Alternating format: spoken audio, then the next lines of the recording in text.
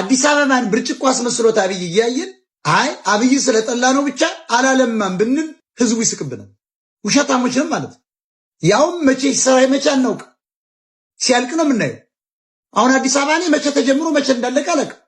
ሲመረቅ ነው ማይ ኮሪደር ልማት ተብሎ ሲመረቅ ያለ መቼ እንደፈረሰም አናውቅም፣ መቼ እንደተሰራም አናውቅም። ግን የተንጣለለ ህንጻ ታያለ። ምንም አልሰራም አትበል። አብይ በ5 ዓመት ያውም በጦርነት ውስጥ ነው አዲስ አበባ እንደዚህ ካረገ ጎንደርንና ባህር ዳርን መቀሌን የመቀየር አቅም አለው ማለት አለው። ሰውየው አቅም አለው ማለት ከየትም ያምጣው ከየትም ገንዘቡን አዲስ አበባን ብርጭቆ አስመስሏል።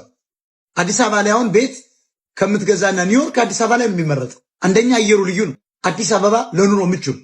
አዲስ አበባን በአይናችን እያየ ነው እኮ እንደ ዱባይ ራሱን የቻለ ሲብለጨለጭ ህንፃ ላይ እኮ እያየ ነው ኢትዮጵያ እያለ። ከዚህ በላይ ምን አባት ያድርግ? ሐቁ ነው። እንደ ጉድ ነው።